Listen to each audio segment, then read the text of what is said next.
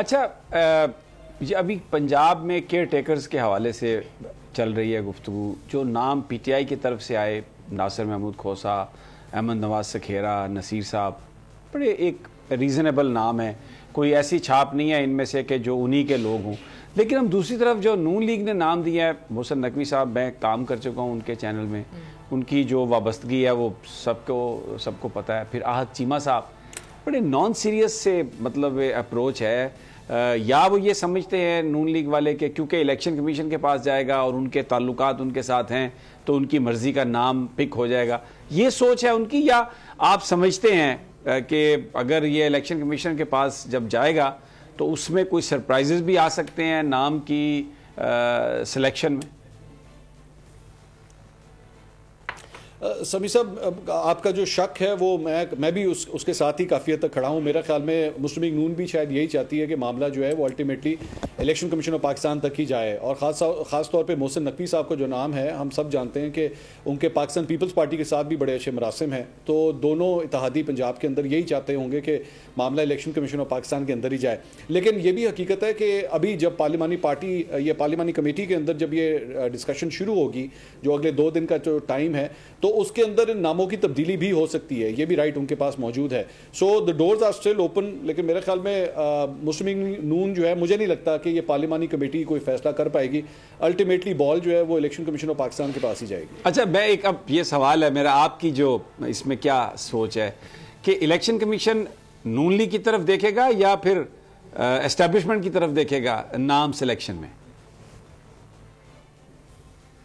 سر میرے خیال میں پاکستان میں کون سا ایسا ادارہ ہے، پاکستان میں کون سی ایسی بڑی سیٹ ہے جو اسٹیبلشمنٹ کی منظوری کے بغیر جو ہے وہ اپروو ہو سکتی ہے یا کوئی اس کے اوپر آ کے بیٹھ سکتا ہے؟ میں سیاست کیا، میں تو صحافت کے اندر بہت بڑے بڑے ناموں کے بارے میں بھی یہی کہوں گا کہ جب تک ان کی بھی اپروول نہیں ہوتی تو وہ صحافت کی کرسی کے اوپر بھی نہیں آ کے بیٹھ سکتے. تو میرے خیال میں اگر کوئی یہ سمجھتا ہے کہ ان کی اپروول نہیں ہوگی تو میرے خیال میں that person is either very innocent اور ویری نائیو کہ اگر وہ یہ سمجھے.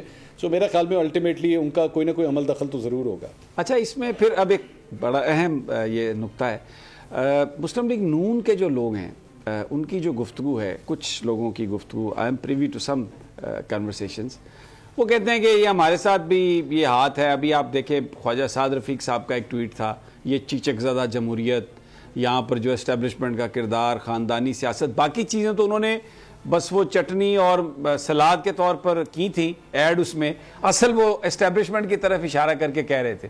بہت سارے لوگ کہہ رہے ہیں کہ شاید اس وقت اب یہ سمجھ رہی ہے نون لیگ کہ ہمارے ساتھ جو کمٹمنٹس ہوئی تھی ہمیں اس میں ابینڈن کر دیا گیا. دیکھیں میرے خیال میں یہ اٹ سیلف، اگر آپ یہ دیکھیں نا، یہ اس نوشن کے اوپر اگر ہم بیٹھ کے بات کریں کہ جی اسٹیبلشمنٹ سے گلے شکوے کیے جائیں کہ جناب آپ نے جو ہمیں کمٹمنٹس کی تھی ہمارے ساتھ پوری نہیں کی، تو جب آپ ایکچولی اس کا رونا دھونا روتے ہیں یا اگر آپ اس کے اوپر گریا کرتے ہیں تو یہ آپ خود وہ جو ووٹ کو عزت دو کا نعرہ ہے نا، آپ اس کو پیک کر کے خود اس کی قبر کھود کے اس کے اندر دفنا دیتے ہیں جب آپ اس قسم کے جو ہے وہ اپنی تعویلیں دیتے ہیں کہ جناب اسٹیبلشمنٹ نے ہمارے ساتھ ہاتھ کر دیا. یہ حقیقت ہے کہ مسلم لیگ نون کے اندر جو ہے ایک بہت بڑا کیمپ یہ سمجھتا ہے کہ ہمیں اسٹیبلشمنٹ کے سہارے کے اوپر پالیٹکس نہیں کرنی چاہیے. شاہد خاقان عباسی ہو گئے، اور بھی کئی ایسے نام ہیں جو میں جانتا ہوں. اور میں آپ کو یہ بھی بتا دوں، میں بھی یہ خبر بھی آپ کو دے دوں کہ مسلم لیگ نون کے اندر بہت سے ایسے لوگ بھی ہیں جو اس وقت بالکل بارڈر لائن کے اوپر بیٹھے ہوئے ہیں کہ بھائی اگر اسی طرح سیاست چلانی ہے، اگر آپ نے اسٹیبلشمنٹ کے کندھوں کے اوپر بیٹھ کے سیاست ہی کرنی ہے تو پھر ہمیں ذرا آپ معافی کریں، ہم جو ہے پھر اپنے فیوچر کے بارے میں کچھ اور ہی سوچ لیں گے. تو یہ حقیقت ہے کہ مسلم لیگ نون کو ابھی اپنا بیانیہ ان کو خود نہیں سمجھ آ رہا. مریم نواز اگر جب واپس آتی ہیں، آ کے جلسے وغیرہ کرتی ہیں، بیانیہ کیا بنے گا، کیا کریں گے، کس کو پنچنگ بیگ بنائیں گے، کس چیز کے اوپر جو ہے ٹارگٹ کریں گے.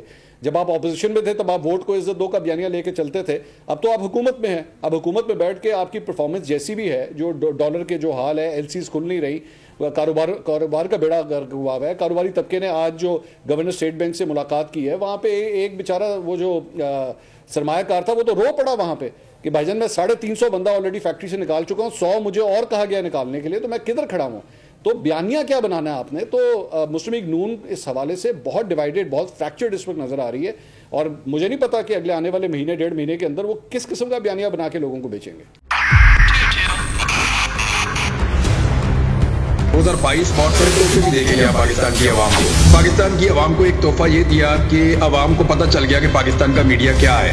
साल 2022 में सबसे ज्यादा देखे जाने वाला चैनल बोल न्यूज रहा नंबर 1। हमने बहुत सारे शोज और ट्रांसमिशंस की, पूरा साल मुसलसल जदोजहद में निकल गया कि ये वोट ऑफ कॉन्फिडेंस के पीछे कौन लोग थे। तोड़े रेटिंग के सभी रिकॉर्ड। सोशल मीडिया पर भी सबसे ज्यादा तेजी से 2.4 बिलियन व्यूज का संगे मील अबूर किया।